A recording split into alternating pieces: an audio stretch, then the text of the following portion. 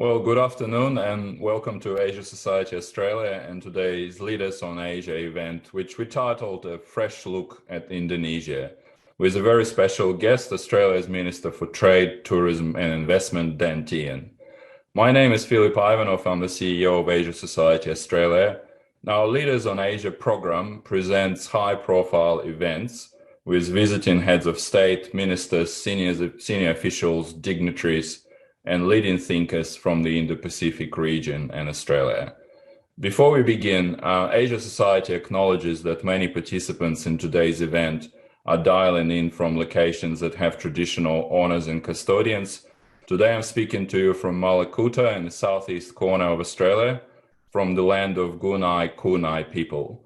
I acknowledge the traditional owners of this land and pay my respect to elders past, present, and emerging. I'd also like to welcome and acknowledge any Aboriginal, Torres Strait Islander, or First Nations people joining our webcast today. In today's special event, we'll be casting our eyes on Indonesia to understand why business leaders, particularly Australian business leaders, need to take a fresh look at this dynamic market. Indonesia is an economic powerhouse and one of the largest nations in the world, right on Australia's doorstep. The economic opportunity that Indonesia presents is well understood. The interest in Indonesia is also on the rise. At our annual executive conference, Asia Briefing Live, earlier this year, we asked our network of business leaders which country in the region presents the biggest opportunity for Australian business. Indonesia polled the highest at 35%, followed by India at 32%, at China at 14%. However, this interest and the size of the opportunity, the size of the Indonesian economy, has not yet resulted in significant and consistent commercial presence of Australian business in Indonesia and the trade and investment outcomes for both our nations. Therefore, if Australia wants to trade smarter, not just because of diversification and geopolitical tensions, but because Indonesia is our partner and a major economy on our doorstep in its own right, it's a great time to talk about how we can change that and grow our business connectivity between the two nations. Minister, at the beginning of the year when you launched Asia Society BCA Task Force report, you talked about a golden age of Australian trade diplomacy, an active forward-looking agenda to grow and safeguard as well rules-based trade and economic order. And I want to congratulate you on what you have done in this very short period of time since February in terms of our trade diplomacy with India, with EU, UK, United States, and of course through RCEP, WTO, G20, and other platforms and agreement. And in our mind, most importantly, what you have done bilaterally with Indonesia. We also want to thank you for driving your agenda in open collaboration with business and civil society in a truly Team Australia approach, which we believe is a critical element in Australian engagement with a much more competitive and contested region, which we find ourselves in. So we're pleased today that at this event, you will present some of the findings of the report, the Blueprint for Trade and Investment with Indonesia, which is a major piece of research that you and your team have done and which we'll draw today in our discussion. So before we hear from our speakers, some brief housekeeping for today's program. First, we'll hear an address from the Minister before moving on to our expert panel of Australian and Indonesian business leaders. Please feel free to submit your questions and comments on the Q&A box below your screen, and our moderator will endeavor to incorporate them into today's discussion. So it's now my great pleasure to introduce today's speakers. First of all, the Honourable Tehan MP is Australia's Minister for Trade, Tourism and Investment and was sworn in on 22nd of December 2020. Mr. Tehan served as Minister for Education. Prior to this, he was Minister for Social Services, and preceding this, Minister for Veteran Affairs, Minister for Defence Personnel, Minister assisting the Prime Minister on Cybersecurity, and Minister assisting the Prime Minister for the centenary of Anzac. Felia Salim is an independent corporate and financial advisor in the banking and insurance sector and sits on the board of directors at Indonesia Eximbank. Across over 30 years in the industry, she has had pivotal roles in PT Bank Negara, Indonesia, the Indonesian Bank Restructuring Agency, the Financial Policy Committee, and Jakarta Stock Exchange. Our good friend and partner of Asia Society, Andrew Parker, is a Sydney-based partner at PwC, where he leads the Australian firm's Asia practice. Andrew has had a long association with Asia, having lived and worked in Indonesia, and was the leader of PwC's Asian telecoms industry team until 2012, a role he held for nearly 10 years. And he's also a member of Asia Society Advisory Council. We also welcome our moderator today, Helen Brown. Helen is lead communications and outreach at the Australia-Indonesia Centre, has more than 20 years experience as a multimedia journalist. She lived in Indonesia as a correspondent for Australian Broadcasting Corporation, covering social, economic, political, and strategic issues. So for a full view of the expertise of our speakers, please be sure to click on the link we're sharing with you now to read their full bios. So welcome everyone. Thanks again for participating in this session. It's great to have you with us. I'm really looking forward to today's session. Over to you, Minister. Thank you, Philip. And can I thank Asia Society Australia for the wonderful work that you do in making sure that our bilateral and regional relationships continue to be strong, and especially keep the focus on the commercial side, which is obviously incredibly important. And that is greatly appreciated by me and the Australian government. So can I just thank you for the leadership that you and your organisation show in keeping us engaged right across the spectrum. From my own view and from the government's view, that the role that you play in our soft power diplomacy is something that we cannot undervalue. So thank you very much for that. Can I also acknowledge, like you have, the traditional owners and pay my respect to their leaders past, present and future.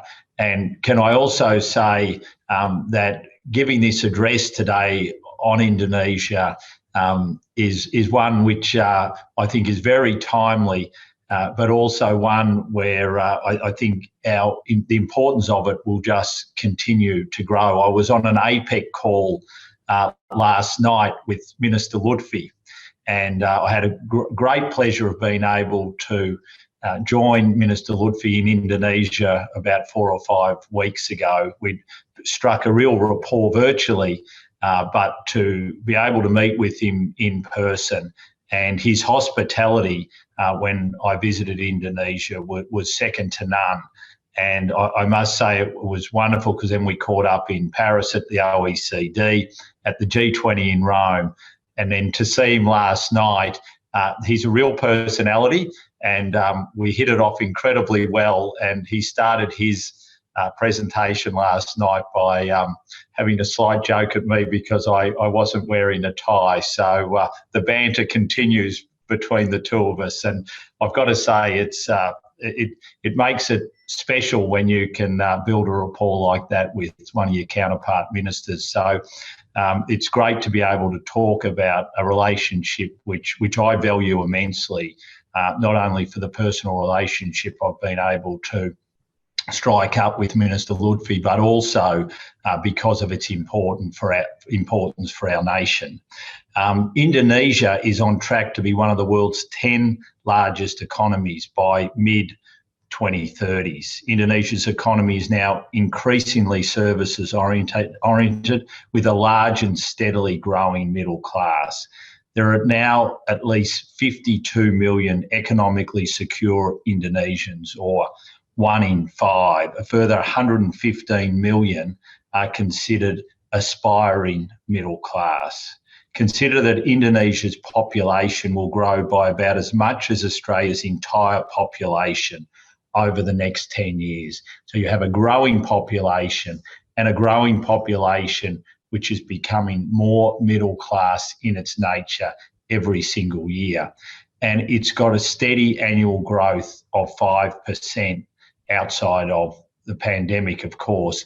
And Indonesia is on track to become a high-income economy by the middle of this century. Australia is heavily invested in the Indonesian project, as we should be. When our friends succeed, then Australia succeeds, and Indonesia is a great friend of Australia's. Indonesia's success is also important for the geostrategic security of the Indo-Pacific, and achieving success creates jobs and opportunities for both Australia and Indonesia. It is profoundly in Australia's national interest to engage much more deeply with Indonesia as it emerges as a major economy. That means government and business, but also communities and individuals all across Australia. The report that I launched when I was in Indonesia and launching today here in Australia, A Blueprint for Trade and Investment with Indonesia, sets out the opportunities for greater engagement between our two nations while building on the Indonesia's Australia Comprehensive Economic Partnership Agreement. It points clearly to the huge opportunities on our doorstep. For example, as Indonesia expands access to basic universal healthcare, there are opportunities for Australian businesses in aged care, training for carers, digital health, medtech, and so on. Indonesia is seeking to add 57 million skilled workers to the country's economy by 2030.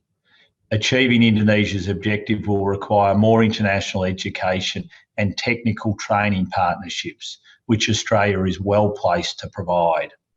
And in agriculture, food, resources and energy, we have great work that we can do together as the global economy starts to shift to greener energy and agriculture production. Indonesia's growing middle class, population and urbanisation is driving demand for premium, healthy and safe food products. As one of the world's foremost producers of safe, high quality and nutritional foods, Australia has a well-established reputation in Indonesia. Likewise, moving beyond basic mining and securing Indonesia's resources and energy future is critical due to population and policy changes.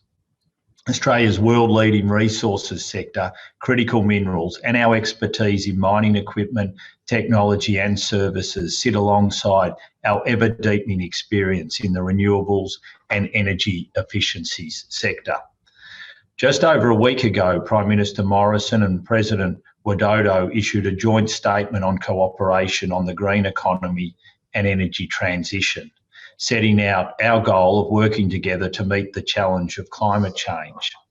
The good news is that we already have a strong framework for collaboration. We have 3 fantastic agreements in place that frame our economic relationship, all of which contribute to opportunities and make trade and investment easier between our two nations. In many ways, the existing ASEAN Australia-New Zealand Free Trade Agreement, ANZFTA, which entered into force in 2010, forms the base of that collaboration. But during the past 18 months, as the blueprint notes, we've built 2 new pieces of the bilateral trading relationship into place, which provide fantastic opportunities.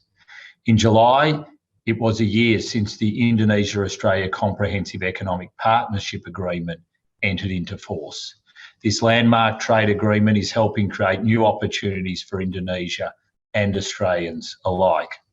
IA-CEPA is more than a normal trade deal. It completes a 3-tiered framework for business between the two countries, which removes barriers to two-way trade, increases bilateral movement of workers, and drives closer collaboration through the economic powerhouse model, whereby Australia provides inputs into Indonesia, which are then value-added and exported around the world. We know achieving IA-CEPA economic powerhouse objectives will require strengthening business-to-business ties.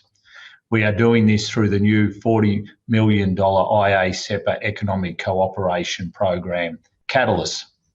Through Catalyst, the Australian and Indonesian governments are working together to help businesses identify and kickstart new investments to create jobs, enhance inclusion and increase prosperity in Indonesia and Australia. Catalyst is currently supporting collaboration on electric vehicles in line with Indonesia's priorities, as well as technical and vocational education and training, which will connect Australian providers with Indonesian businesses. And Catalyst is exploring opportunities for deeper partnerships between Australia and Indonesia in agriculture. Australia has ratified the Regional Comprehensive Economic Partnership Agreement, RCEP, enabling Australia to be an original party to RCEP once it enters into force. And we were very pleased to do this jointly with New Zealand. RCEP will be the world's largest free trade agreement. We'll deliver a range of improvements over our existing FTAs with RCEP partners, especially in areas where our partners' economies, such as Indonesia's, have the greatest potential, such as services, investment and digital trade. I was pleased to host the inaugural Indonesia-Australia CEO Roundtable in September and encouraged by the commitment of business leaders on both sides to deepen engagement. And this, I think, is a real positive move, because when I suggested to Minister Lutfi that we set up this CEO Roundtable, he could not wait to get it up and running, and the level of engagement from the Indonesian side was particularly strong and really matched the interests on our side, which was very pleasing. I'd like to see even more businesses in our two countries take advantage of these free trade agreements to develop and supply a range of goods and services into regional and global markets, drawing on their respective strengths. Businesses that are willing to invest the time and resources will reap rewards in the long term. Building our relationship and engagement with Indonesia is essential to prepare us for the future that lies ahead. On a final note, as Minister for Trade, I'm proud to see work like this come out of the department. I also must acknowledge the significant contribution from across government and the private sector to developing the blueprint, including Andrew Parker. And Andrew, it's terrific that you're with us today, and thank you for your contribution, which was significant to the blueprint. And can I also thank all the Blueprint Business Reference Group members who also put in a great amount of time and effort. I think that we now have the framework in place to really take the Australia-Indonesia relationship to a new level when it comes to our economic engagement. I think it's now upon all of us to make sure that we bed the framework out to make sure that it reaps the rewards that we want it to. And sessions like this afternoon, I think, present us with the opportunity to explore how we can do that. I know on the Indonesian side, Minister Lutfi wants us to succeed. I want us to succeed. So thank you again to the Asia Society for putting this event on, and I'm looking forward to the conversation that we'll have now. So thank you very much. Thank you, Minister Tehan. That was some great insight into what's happening at the moment.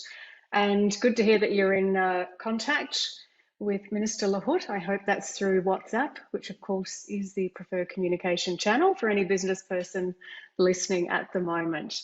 Building relationships is so essential to creating good business between the two countries. I'm Helen Brown, and it's lovely to have you with us on this webinar to have a look at Indonesia, a passion of mine and a passion of all the panelists who are going to join us for this conversation now. We all know how dynamic, exciting and sometimes perplexing this market can be, but it is essential that Australia develops good business relationships with the country, let alone all those other relationships that are so important. So we're going to unpick some of the themes around that and look at some of the ways we can do that. You've had an introduction to our panelists already, and as Philip said, there's more information about them on the sheets that are available to you. So I'm going to dive straight into the discussion so that we get the most out of it. And it's my absolute delight to have Ibu Felia Salim on the panel. And Boo, lovely to see you. It's been far too long since we've been able to travel and see each other face to face. So it's great to have you on screen at least. Now, I'd like to know what the Indonesian perception is of doing business with an Australian. We had a survey out by the Australia-Indonesia Centre a few years ago which showed that Indonesians feel very warmly about Australia. Does that extend to the business community? And also, is Australia on the minds of consumers in Indonesia? Thank you, Helen, for the question, and thank you for having me join this panel. And very happy to get the update from the Minister, Minister Dan, and very much happy to hear that you are so connected with Pak Lutfi. That's a very first step, I think, in any business relationship with Indonesia. I think the underlying importance is really the people-to-people relationship. So it's a great start, Minister. Well, the survey had been done a few years ago, and I think the view of Indonesians towards Australians is still very, very positive. We have a large diaspora of Indonesian students and Indonesians living in Australia. And you see of late, even before pandemic, that a lot of people-to-people engagement, which is much under the radar, has been increasing. And Indonesian students bringing back businesses more in the services sector. We do observe a lot of cafes opening up and, a lot of lifestyle. And with that, I'd like to point out that this is really more the younger generation.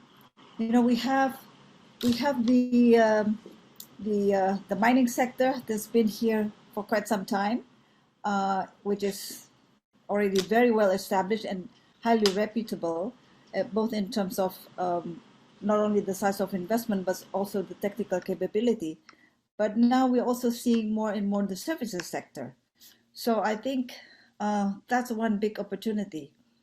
And I'd like to point out also, while the pandemic, of course, have slowed down much of the economic activities, but I do see a lot of connections, preparations, a lot of from the younger, the new entrepreneurs coming up. And much of that is also not only from, our first investors, which is largely from ASEAN, from Singapore, but more and more also from Australian young people, on the people-to-people exploring this opportunity. That said, I think it's in the space of the small, medium enterprises, right?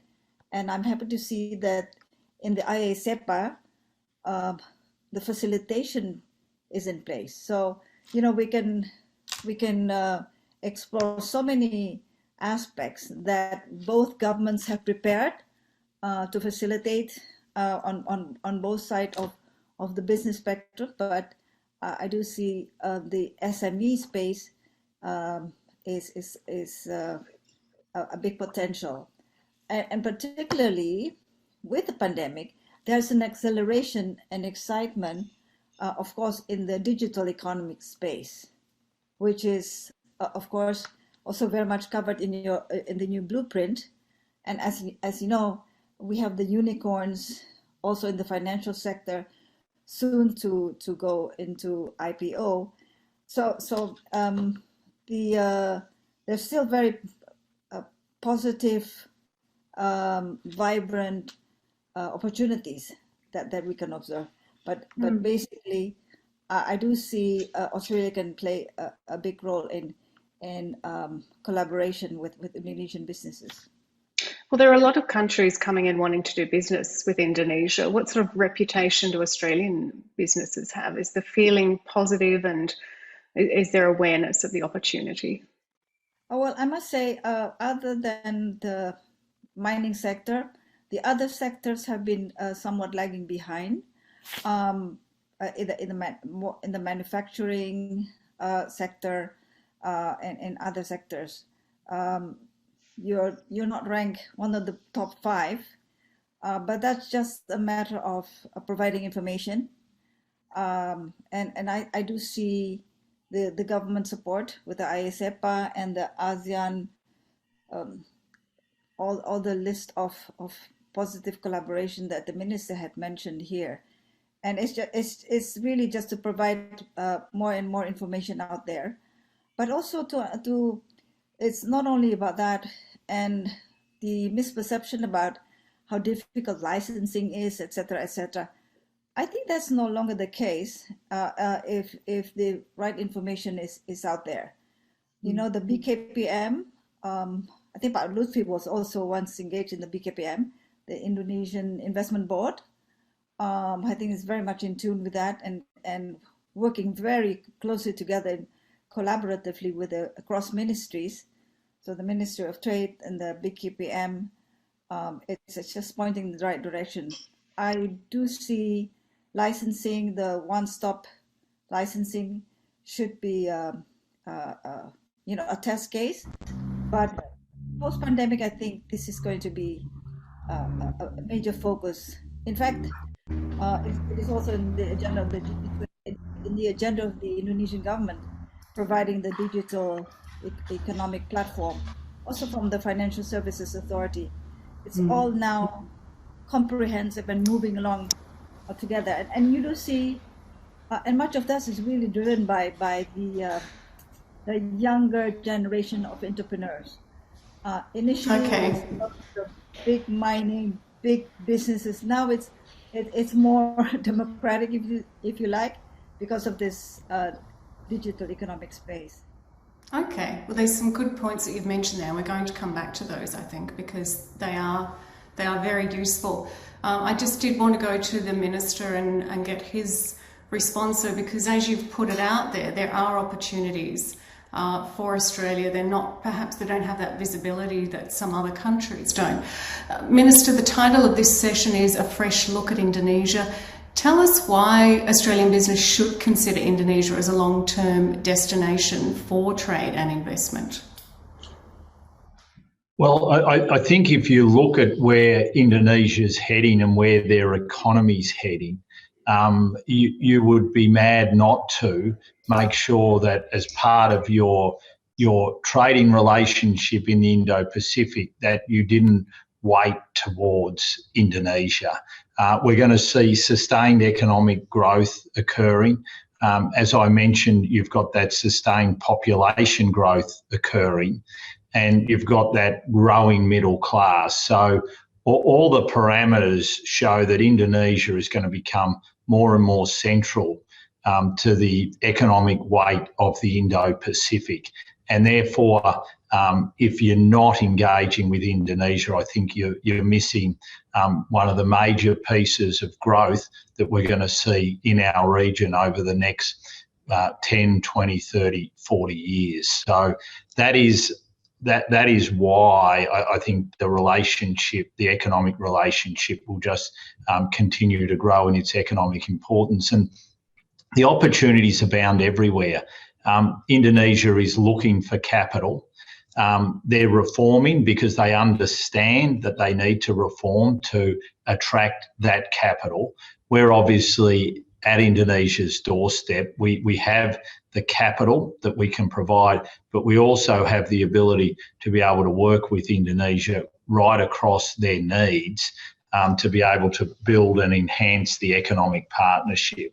A lot of it is about building those relationships and making sure that those relationships are there for the long term. And I think if I could ask anything of Australian business is to make sure that you understand that Indonesia is going to be a long-term economic partner for Australia. Therefore, it is worth investing and worth investing in the relationships over time rather than just viewing it as an opportunity in the short term. There is no question that our relationship is going to grow and grow. I can see them becoming very much a top 5 trading partner over time.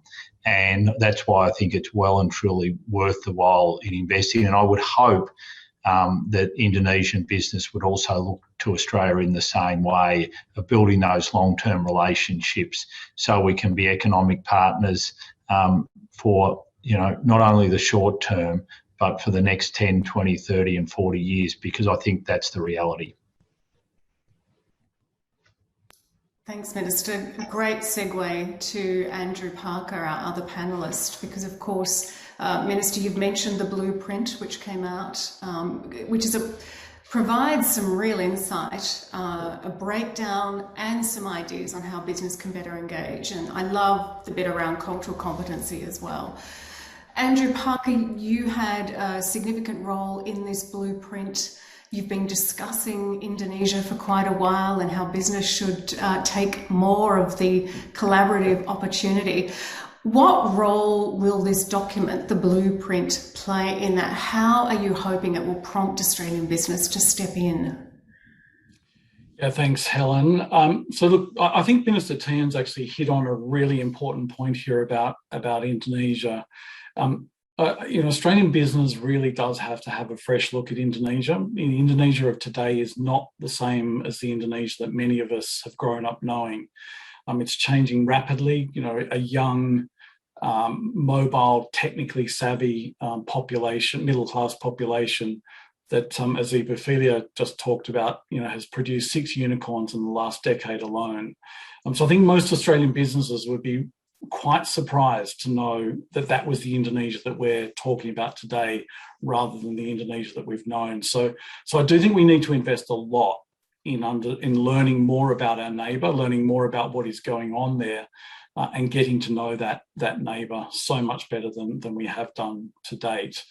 I'll come back to your question about the blueprint in a minute, but I do, just along that point, Helen, do want to just recommend to the people that are on this webinar today, the BCA Asia Society Task Force report. The question about what do we need to do to make this work? Well, the blueprint identifies opportunities, but those opportunities will not materialise if we don't understand how to do business in Indonesia. And I can't recommend that task force work more highly. It contains a lot of information about the practicalities of doing business. We've addressed in that report, some of the sticky issues around dealing with bribery and corruption. There's 2 papers there on diasporas and talent, and perhaps really importantly, a whole chapter that deals with the 8 factors that we identified as being common features of successful organisations. So not guarantees of success, but certainly things that we know from experience that companies that succeed consistently do well. So if you're thinking about Indonesia, those papers contain a huge amount of guidance in how you might then take up the opportunities that this blueprint identifies. The other point that I did want to just talk about here was, that there is a very strong Indonesian-Australian diaspora, and there is a very strong group of Indonesians like Felia who really do want to see more of Australian companies in Indonesia. And we should ask them to help. We haven't done enough of that in the past, and that's a really important factor in making sure that Australian companies can be successful in Indonesia. And the last thing I'm going to just touch on, Helen, is this idea about Team Australia. It's something we talked about in the task force, but I do want to just take a moment on that, because it brings together a few ideas that are going to help us a lot when we think about how we can succeed in Indonesia. The first thing is that Indonesia is a very big country. It's got a lot of needs, but we're competing with very large domestic businesses. and we're competing with world-class international companies who are already there. So Australian businesses are very unlikely to win by being the biggest, and we're certainly not going to be the ones that bring the most capital to the country. So we've got to be very targeted about how we go about this engagement. The second thing here about Team Australia is that Indonesia is not short of people trying to sell them things. If we want to do well in the market, we're going to have to offer something different. And I think we can start from the premise that we want to help Indonesia to achieve the aspirations that it has to become a prosperous nation. And we've got to spend time to understand what Indonesia needs to do that and where we can add the most value in helping them to achieve that, that goal. This was the basis, I think, of IHEPA and the powerhouse concept that Minister Tehan just referred to. And the blueprint does provide some real examples of industries where we can find that mutual value. And when we do that, we're creating a sustainable partnership with Indonesia. And that's not about repeating the transactional relationship that just hasn't worked for either side in the past. And the last point I want to make about Team Australia is that when we work out where we want to play, we're going to have to do that by bringing the very best that Australia has in those areas. And we've got to learn from each other's successes and failures, because it is not an easy country to be successful in. We've got to get a lot better at collaboration, both with each other as a business community, but also in working with our governments and the university sectors. And I have to say, in my experience, this is something that our competitors do a lot better than we do. Given that, oh, I thought I'd unmuted and I hadn't. Apologies. Given that, Andrew, lots of things we're going to talk about there, but in particular, you talked about other companies have come in. There are already some very significant domestic players in Indonesia, so Australian business needs to be very careful about that. What lessons could we learn from other countries that are successful in Indonesia?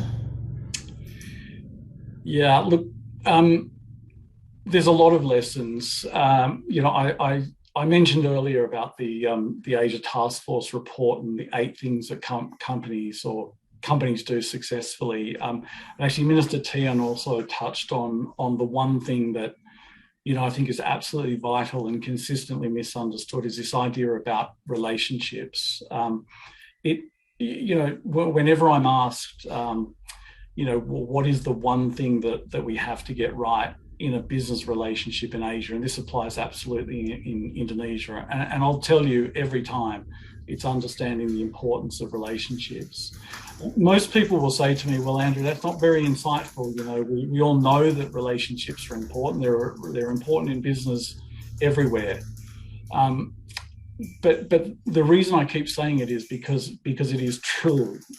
It is so true. And secondly, is one of those things that we consistently get wrong in Indonesia. So why are those relationships really important? Well, if you think about in a Western context, we rely on our contracts, our laws, our regulations, and ultimately our court systems as our risk safety net. There's not the same degree of certainty with the institutions in Indonesia, and so businesses rely much more heavily on those relationships to manage their risks. And the lines between business and government are not as bright as we're used to in Australia. Often the relationships are not obvious.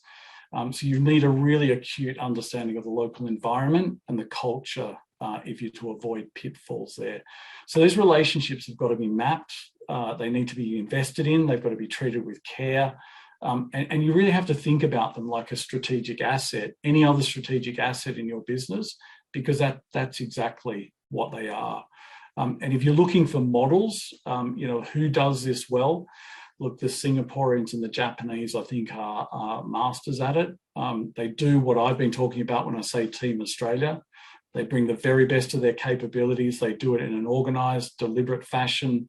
They're patient, long-term orientated, and they've cultivated very deep relationship networks. And their companies work exceptionally closely with their governments to achieve outcomes. And in my experience, the US, the UK, the Europeans all do this to degrees. And certainly in Australia, it's not really part of our DNA to do this, but I think we have to change that if we want to be successful.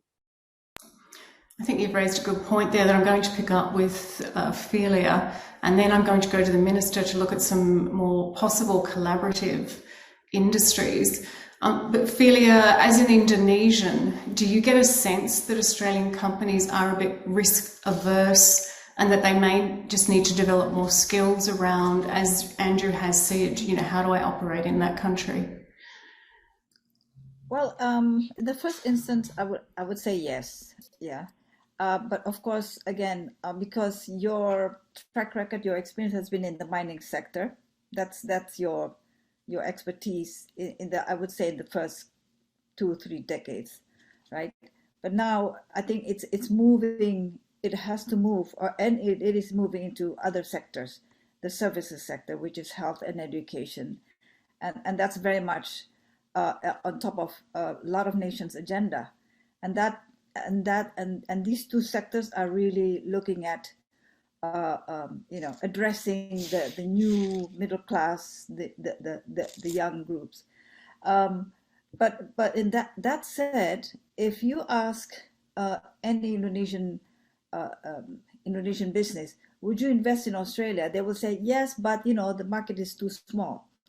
But they do have more capital than the average Indonesian. So with that in mind, with the concept of economic powerhouse as well, looking at collaboration and hopefully looking at Indonesia as establishing as a hub for the export market. So it's export market beyond Australia. So together to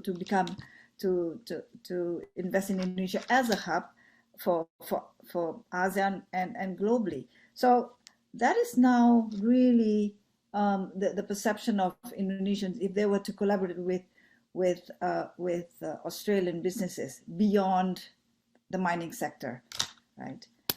Because whilst the investment in the healthcare, it can be in the e-health space, it can be beyond Indonesia, right?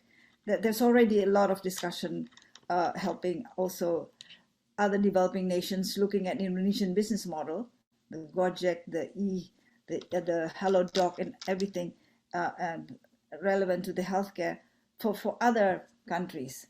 So I think the young entrepreneurs today are also looking beyond Indonesia, and of course optimizing the Indonesian platform first, and which can go beyond. So that is kind of the collaboration that any entrepreneurs would think about when working with Australia. Yeah.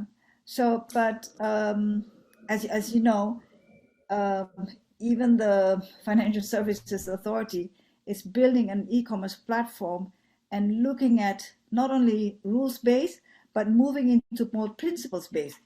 The whole agility is now a principle that has to be adopted going forward in order to facilitate the e-commerce platform, right? So risk is going to be looked at somewhat differently than the conventional risk management approach. But now also, of course, looking at cybersecurity and all the rest of it. There's a lot of new aspects that is now also in play and much discussed today. Thank you, Felia. That's a great overview of. There is so much changing at the moment. It's an economy which wants to move digitally. It has a young demographic that aspires to be great at business and looking for new frontiers. And Australia can partner with this, these emerging entrepreneurs, or these quite solid entrepreneurs now, actually. And you've mentioned a few areas, but I'd like to go to the Minister now and have a look at renewable energy and its potential. Indonesia is a country that is trying to transition into renewable energy. It's made some big moves lately. It has significant coal exports. So, it's looking at how does it do this? What opportunities are there for Australian industry as Indonesia does that transition? Well, a couple of things to say here, Helen. One is I think this is where we can take a Team Australia approach, and we've seen this on the sidelines of the recent G20 leaders meeting, where Prime Minister Morrison and his leadership counterpart, President Widodo, were able to sign the Indonesia-Australia Joint Statement on Cooperation on the Green Economy and Energy Transition. Now, the reason that they've signed this agreement is because it's going to require both government and business to be able to transition both the Australian economy and the Indonesian economy. And the best thing we can do is do it in partnership. We understand the challenge that's facing Indonesia when it comes to their transitioning, and we understand that technology is going to be the driver. And so therefore, the investment that we're making here in Australia in our transition can readily apply to the transition that's necessary for Indonesia as well. And we're already seeing some Australian companies seeing the opportunities of matching the investment that they're making here in Australia for the transition and looking for the opportunities as to how we can help and work with Indonesia in the same way. So whether it be in the renewable space, wind, solar in particular, and a project like Sun Cable, which over the longer term could have ready impacts for Indonesia, but also looking at areas like hydrogen. We all understand that it has to be one of the key fuels to replace coal over time, and therefore there's a real need to invest in it. There's also what we need to be doing when it comes to battery technology and the research we're doing into that. But I think most exciting more than anything, and it goes to the nature of the economic partnership that we can continue to develop with Indonesia, is Indonesia wants to be a key player, global player when it comes to electric vehicles. Now, we have the critical minerals and rare earths that can feed into that. And so once again, what we can see is a reshaping of the relationship very much to a new form, but one where it would be relatively consistent with a lot of the economic partnership which takes place today. And I think this is an area of enormous potential. And if we can get that partnership right, and we're already talking about how we can more closely collaborate when it comes to critical minerals and rare earths, we can become a key supplier into that global development of the Indonesian electric vehicle market. So, there are enormous areas. I think, what the Prime Minister and the President were able to do in signing this partnership really points to a new exciting area where we can collaborate across the spectrum to enhance the economic partnership. So that's the area where I think there is enormous potential. Thanks, Minister. And it's great that you've raised the electric vehicle industry, because that is one that's certainly gaining momentum in Indonesia, and a number of reports have come out about where Australia can fit into that. And, I remember it was only a few years ago when Indonesia was talking about this, and they were talking to Australians, and the Australians were having trouble grasping quite what was going on. So Andrew Parker and Felia, I want to come to you both about this. How does something like that look on the ground? How does that powerhouse concept, the working together as an export hub, perhaps one or two ideas of how that actually works on the ground between the two countries?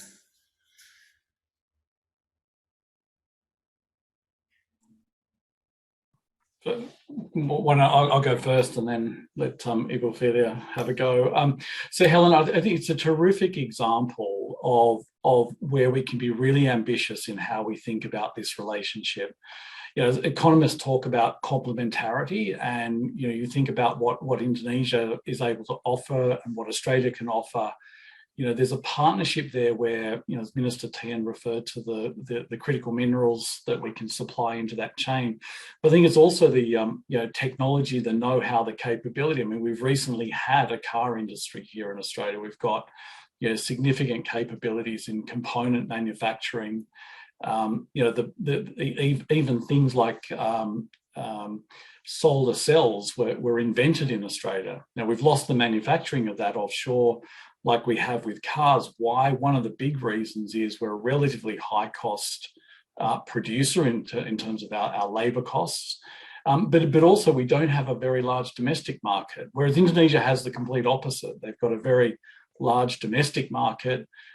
They have a relatively low cost of labour. So there's a lot of possibilities for collaboration in that if we have an open mind about how we approach that. It doesn't mean that we have to have a electric vehicle manufacturing industry in Australia. We can work with Indonesia to achieve that for both of us, where we contribute the best that we have and Indonesia contributes the best that they have. And look, the cold hard reality is that for Indonesia to develop an industry like that with the advanced technology that's required, we've got an enormous job to do in the education sector. So it feeds into Australia's ability to help with education in Indonesia as well. You need good healthcare to surround. You need a healthy population if they're going to be well educated. So all of these things that Australia has that we do well, can feed into helping Indonesia achieve those objectives, and it's great for us and great for them. That's great. Thanks, Andrew. And Felia, I just want to get some comments from you before I go back to the Minister. Yes, that's my argument exactly. To allow Indonesia to become the hub, collaborate together, and be grounded. Let's find a specific project and build those vocational skill set, to develop that particular manufacturing that for Indonesia to become the hub of. That's on one hand. Relating it to the risk aversion, there is perhaps it will take time to understand culture, to understand what does it mean, business relationship. It's really like the rapport that Minister has with Pak Lutfi is as grounded as that. That's what needs to take place with the new fresh look at Indonesia. So that said, perhaps find another way of like a public-private blended finance type of idea, where in the first instance public funds take on the upfront risk to understand, but that's should be just a temporary measure, an intermediate measure for them to attract the commercial operation, the commercial investors to step in. There has to be an attempt to give it a push and a nudge by taking up the upfront risk. That could also mean not only investment but also understanding the business climate in Indonesia, which is now really quite different than what we have, what perhaps is so deeply ingrained in the business community in Australia. Yes. Thank you. You're right. You're so right. So much has changed. Yeah, it's not understood. Very tricky for the past 2 years to travel and see what is actually going on. However, Minister, we have your office is encouraging more relationship building between business of both countries. And I'd just like to finish the webinar by finding out from you, are we expecting some more business delegations to be able to travel between the two countries soon? It would be great, wouldn't it? I'd be wonderful to be able to take a business delegation. And I think the way that we're dealing with COVID here and the way they're dealing with COVID in Indonesia, it points very much to us hopefully being able to take a business delegation in the first 6 months of next year. And I think it's absolutely necessary that we're looking to do those types of activities, because that is how you continue to build the relationships. And Indonesia is hungry for Australian investment at the moment. There's no better way for us to encourage Australian investment into Indonesia than by taking a delegation. It's why we set up the CEO roundtable, because we were very keen to get that process started virtually. As we all know, we've got used to doing these things virtually, but there is nothing like actually meeting face to face, and there is nothing like being on the ground, and ultimately that in the end is what we need to do. So I'm very keen to make sure that we can get a delegation to Indonesia as soon as practical, and it'll be something that I think is definitely achievable in the first 6 months of next year. And I think I can speak for Minister Lutfi as well, that he would be very keen to welcome such a delegation, but also to see a reciprocal delegation come from Indonesia here to Australia. And that's something that I would welcome as well, because in the end, it's all about partnerships. And the more we can encourage greater Indonesian engagement here in Australia, the more we'll enhance the partnership as well. So I think absolutely it's something that we'll see in the first 6 months of next year. Pandemic, as long as it doesn't get in the way again, which hopefully it won't. And just on this note, that I'm happy to conclude on, I think we're also going to see travel routes opening up again, which will be wonderful. And we'll also see greater free flow of travel between Indonesia and Australia in the not too distant future as well. I would be very surprised if we haven't seen travel routes opening up by the end of January. And I think that will point to to how we can continue to build on that need for taking the virtual back to the physical, which we cannot underestimate the importance of. Thank you, Minister, for that wonderfully positive news at the end of this webinar. I have a big smile on my face at the thought of getting back to Indonesia. It'd be lovely to see some more Indonesian business people here as well. So thank you. Thank you to our panellists, Minister Dan Tehan, Felia Salim and Andrew Parker. Great answers. I hope that's helped some of you or most of you. And thank you for joining us. I'll hand back now to Philip Ivanov of Asia Society Australia. Oh, thanks so much, Helen, and thank you, Minister. Thank you, Felia and Andrew. Very insightful, rich discussion. We also can't wait to travel to Indonesia again. And next year is a big year for Indonesia as it hosts G20. So I'm sure there will be opportunities for Australia and Indonesia to work together in that context as well.